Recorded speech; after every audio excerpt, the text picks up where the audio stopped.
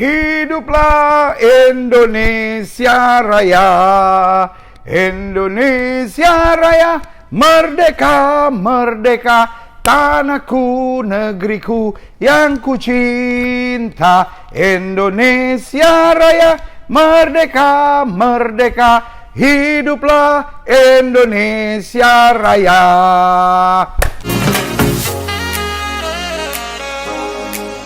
Wow, haleluya. I'm proud to be Indonesian. Saya bangga jadi orang Indonesia.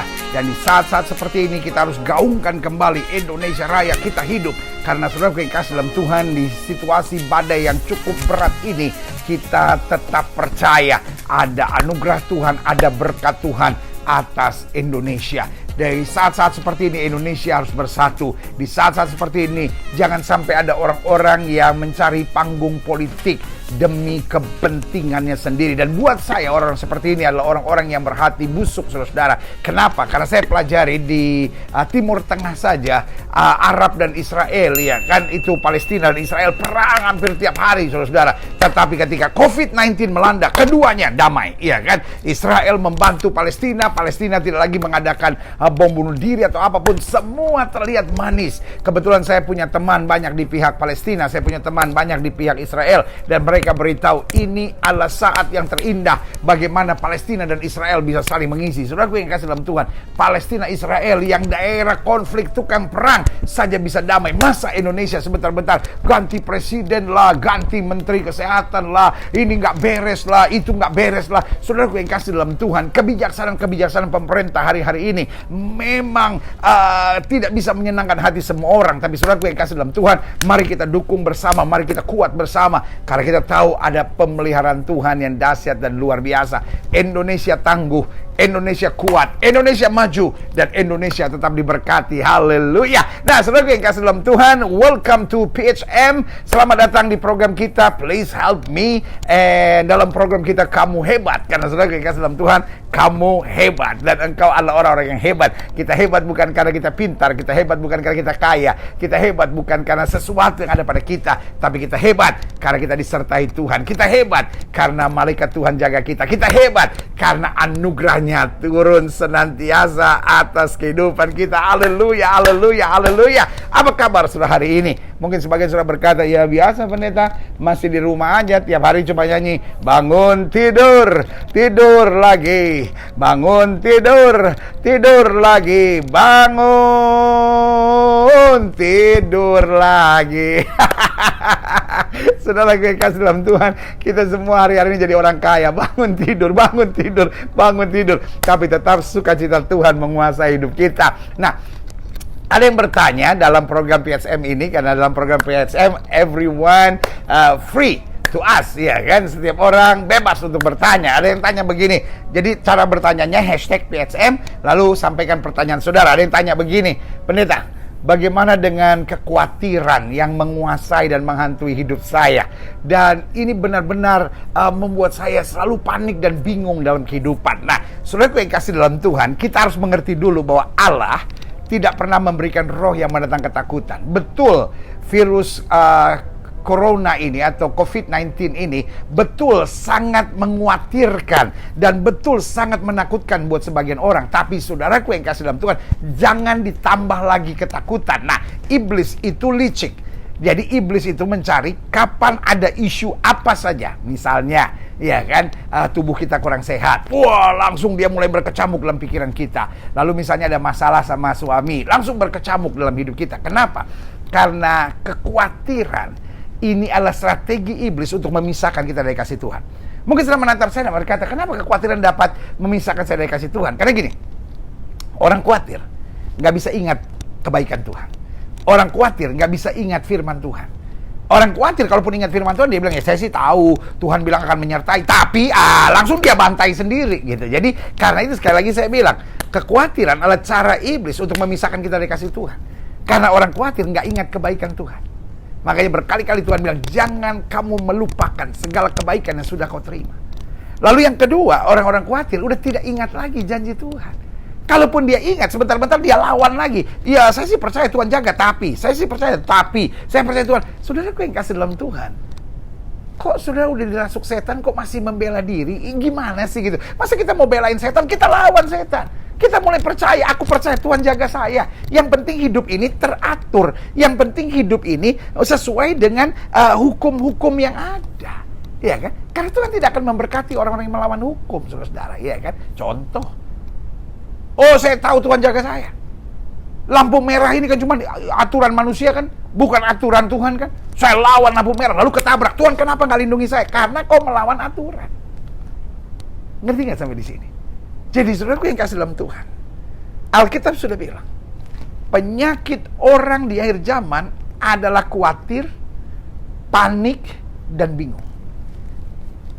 Kalau engkau khawatir, panik, dan bingung, dan membuat hidup saudara tidak bisa berserah, membuat hidup saudara tidak yakin akan penyertaan Tuhan, membuat hidup saudara tidurnya terganggu, itu berarti dalam nama Yesus saya sampaikan buat saudara, engkau sudah masuk dalam jebakan setan. Dan Alkitab sudah bilang, di akhir zaman akan ada banyak orang yang panik, bingung, dan khawatir.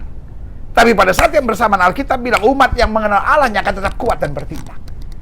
Jadi kalau saudara tanya sama saya, pendeta, apa yang harus saya buat dengan kekhawatiran? Saudaraku yang kasih dalam Tuhan, orang khawatir bukan hanya terpisah dari kasih Kristus. Orang khawatir selalu merasa dirinya benar. Orang khawatir yang ditegur, udahlah kamu gak usah khawatir. Apa gak usah khawatir? Ini bukannya khawatir. Orang khawatir gak pernah sadar bahwa dirinya khawatir.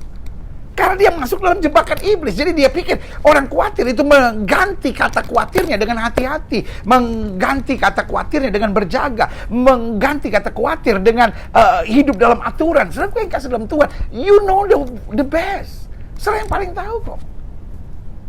Karena aturan itu bicara akal, khawatir itu bicara hati. Jadi kalau pakai akal kita bilang, wah ini bahaya kalau begini, udah. Itu namanya hidup dalam aturan. Tetapi kalau hati deg-degan, aduh jangan-jangan begini, aduh jangan-jangan, loh, berkecamuk dalam pikiran saudara, itu artinya roh kekhawatiran harus sudah ada. Jadi ingat ya, khawatir yang pertama memisahkan dari kita dari kasih Kristus. Dan yang kedua, orang khawatir membuat dirinya merasa dirinya paling benar. Dan yang ketiga, orang khawatir nggak akan pernah bisa ditegur dan dinasihati. Tegurlah orang khawatir, maka jadi keributan di dalamnya. Nah, tetapi yang terjadi sekarang, kenapa iblis mau kita khawatir?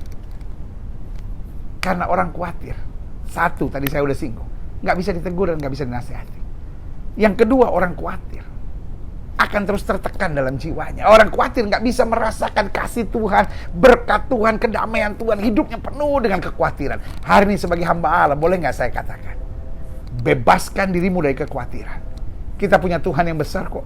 Kita punya Tuhan yang hebat kok. Kita punya Tuhan yang luar biasa. Yang penting kita jaga sesuai dengan aturan.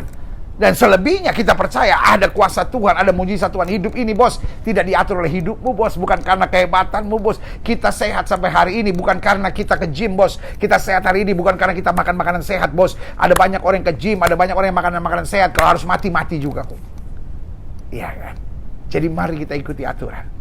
Lalu hidup sebagai orang-orang yang sudah dimerdekakan oleh Kristus. Karena firman Tuhan berkata Allah turut bekerja dalam segala perkara untuk mendatangkan kebaikan bagi setiap orang yang mengasihi Dia. Artinya kalaupun kita salah, kalaupun kita ada kekurangan, kalaupun kita ada kelemahan, tetap kita percaya Allah turut bekerja dalam segala perkara untuk mendatangkan kebaikan. Ini saya sedang tidak bilang bahwa hidup Kristen harus reckless. Ini saya tidak sedang bilang bahwa hidup Kristen harus seenaknya, semaunya. No. Hidup Kristen itu teratur. Tetapi jujur, jangan khawatir. Sekali lagi saya mau ngomong, orang khawatir tahu kok saya sedang bicara sama dia. Iya kan? Ada sebagian saudara bilang, Mbak saya gak khawatir. Lu know. Lu tahu kok bahwa sebetulnya lu sedang khawatir. Iya kan? Ada saudara-saudara yang mungkin berkata, aduh pendeta, jangan-jangan gimana caranya untuk bedakan kekhawatiran. Ingat, selama masih dalam pikiran kita tenang ngaturnya, itu namanya berhikmat. Tapi kalau sudah tercekam dalam hati, itu namanya kekhawatiran. Iblis pengen sekali engkau hidup dalam ketertekanan. Karena iblis cara kerjanya adalah intimidasi. Iblis cara kerjanya adalah intimidasi. Kalau saudara menatap saya dan berkata, apa yang harus saya buat kalau saya khawatir? Satu, lawan. Karena orang khawatir gak bisa dengar nasihat siapapun. Orang khawatir harus dari dirinya sendiri menyadari, saya khawatir, saya mau kalahkan kekhawatiran. Fokus. Gak usah debat kalau engkau khawatir. Karena yang sengsara engkau sendiri. Yang sengsara orang-orang di sekitarmu sendiri. Jadi orang khawatir nggak usah debat. Orang khawatir perlu berlutut di kaki Tuhan. Orang khawatir perlu berkata, Tuhan lepaskan aku dari kekhawatiran. Iblis maunya orang khawatir debat sama semua orang. Saya nggak khawatir kok. Saya nggak khawatir kok. Ini saya cuma hati-hati. Saya cuma berhikmat. No. You know exactly. Jadi yang pertama, orang khawatir harus lawan dari dirinya sendiri. Saya masih punya Tuhan kok. Iya kan? Makanya Daud bilang, hai jiwaku berharaplah kepada Tuhan dan jangan lupakan segala kebaikan. Daud ngomong sama dirinya sendiri. Orang-orang khawatir harus ngomong sama dirinya sendiri untuk mengalahkan kekhawatiran. Dan yang kedua, orang khawatir harus rubah pergaulannya. Dia harus rubah sehingga pergaulannya dengan orang-orang yang tidak khawatir. Bukan orang-orang yang liar, bukan. Dia tambah khawatir kalau gitu. Tapi bergaul dengan orang-orang yang punya iman, saudara. Karena pergaulan yang buruk menghancurkan kebiasaan yang baik. Ingat, orang khawatir adalah orang yang sibuk sama dirinya sendiri, tetapi tidak sibuk dengan orang-orang di sekitarnya yang punya iman, yang lebih dewasa dan lebih kuat di dalam menghadapi tantangan. Lalu yang ketiga, apa yang harus dibuat oleh orang khawatir? Orang-orang khawatir harus terus mengingat kebaikan-kebaikan Tuhan dalam hidupnya.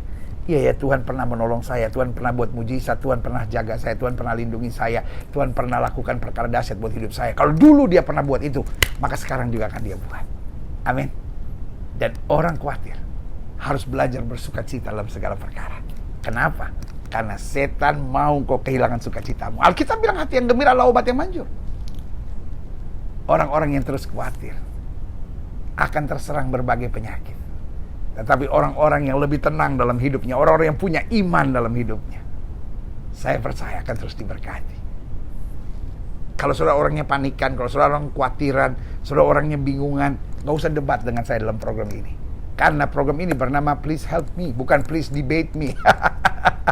Ada kawan-kawan saya yang punya program-program yang untuk debat, saudara. Tetapi program ini, program yang ask for help. Jadi kalau saudara memang mau minta tolong gimana saya keluar dari kekhawatiran, kenapa kekhawatiran melanda diri saya ada untuk menjawab pertanyaan saudara. Tapi kalau saudara mau debat, silahkan. Ada orang-orang yang punya karunia untuk debat. Saya nggak merasa punya karunia untuk debat. Saya punya karunia untuk memberitakan Injil, untuk menjawab pertanyaan saudara, untuk menolong saudara, memberi kekuatan buat setiap saudara. Biarlah masing-masing kita dalam tubuh Kristus saling melengkapi. Yang berdebat, biarkan berdebat. Tetapi saya mau kabarkan Injil, kasih karunia Tuhan dan kuasa Tuhan, agar kita terlepas dari kekhawatiran dan hidup dalam berkat, damai, dan sukacita dari sorga. Saya Gilbert Lumoindong untuk program Kamu Hebat dalam PHM hari ini membahas tentang kekhawatiran. Doa saya, biar roh kekhawatiran menyingkir dalam hidup kita, tapi roh iman, roh damai, roh sukacita, roh kekuatan. Haleluya.